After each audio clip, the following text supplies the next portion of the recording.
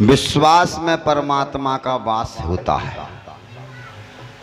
हमारे मन में विश्वास है तो फूल में भी परमात्मा का वास है, फल में भी परमात्मा का वास है। हर एक जीव जंतु, जड़ चेतन, जलचर थलचर, जो भी जीव जंतु हैं सब में परमात्मा का वास है। मन में विश्वास नहीं है तो मंदिर में भी परमात्मा नहीं है। श्री परीक्षित जी महाराज बड़भागी हैं, जय हो। पांडव लोग अपने प्रशासन को करके चले गए, लेकिन उनके द्वारा जो उपदेश प्राप्त हुआ परीक्षित जी को, वे उनके जीवन को महान बना गए। इसलिए बचपन से ही उनमें ऐसा पक्का विश्वास हो गया, ऐसी दृढ़ता हो गई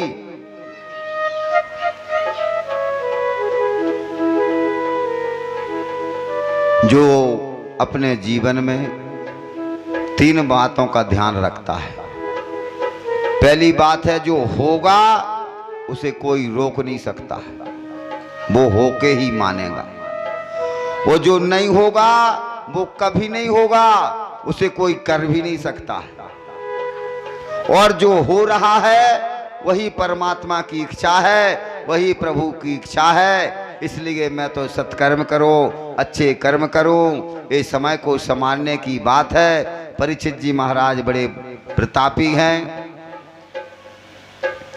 और समय व्यतीत हो रहा है। हमारे परीक्षित राजा का विवाह हो गया, उनकी पत्नी का नाम है इरावती,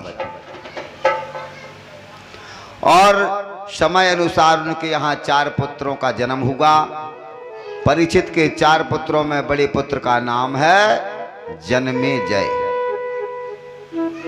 और शास्त्र कहते हैं, बोले लालयेत 5 वर्षाणि 10 वर्षाणि ताड़येत प्राप्ते तू 16 वर्षे पुत्र मित्र बदचरे।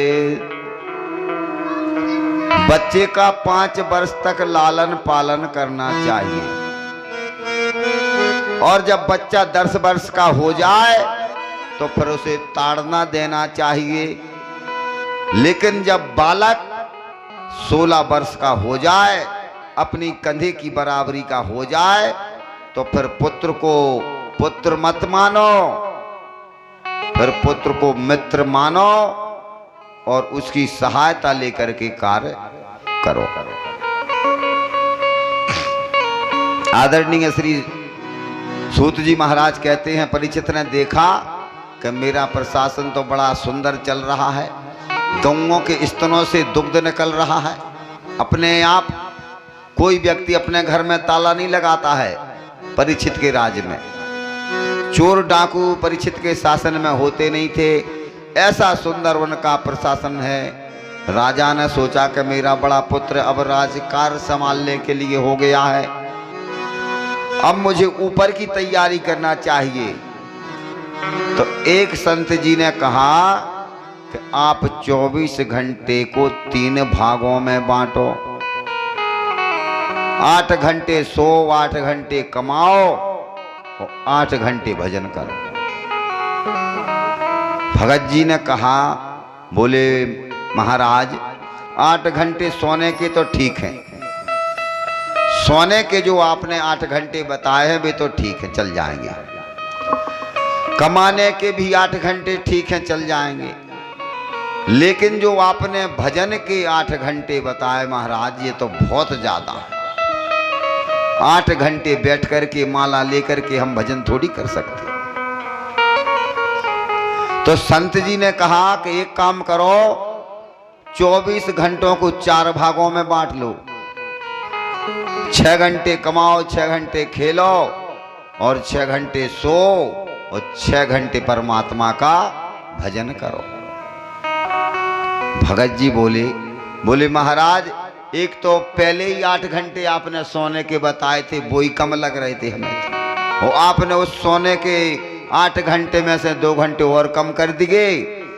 बोले महाराज, खेलना और कमाना तो चल जाएगा, लेकिन सोना नहीं चल सकता है। भगत जी बोले, आपने सोने में 2 घंटे कम कर दिए, मुझे तो पहले ही कम लग रहे थे, जैसे तैसे हम काम चला लेंगे, लेकिन आपने 6 घंटे जो भजन के बताए वे तो बहुत ज्यादा। तो उन महात्मा जी ने कहा कि सुनो भगत जी, तुम 21 घंटे कुछ भी करो, केवल 3 घंटे ईमानदारी से यदि परमात्मा के भजन को निकाला जाए तो 24 घंटे में तुम्हारे सुख से व्यतीत होंगे। लेकिन आजकल 3 घंटे की तो बहुत बड़ी बात है। 3 मिनट हम माला लेकर के भगवान का भजन करने नहीं बैठ सकते हैं। बोले बाल कृष्ण लाल की जय। भगवान कहते हैं एक बार आकर के कह दो राम जी मैं आपका हूं, प्राणी मात्र अभय देता हूं। आज परीक्षित महाराज ने सोचा आधी उम्र तो निकल ही गई है, आधी और निकल जाएगी। एक दिन उन्होंने पांडवों के खजाने में प्रवेश किया और सोने का मुकुट निकाला और उस मुकुट को पहन करके सुदूर जंगल में जा रहे हैं आज। अब कथा को यहीं पर विराम देते हैं। इस कथा को कल श्रवण कराएंगे, एक भजन, इसके बाद में आरती।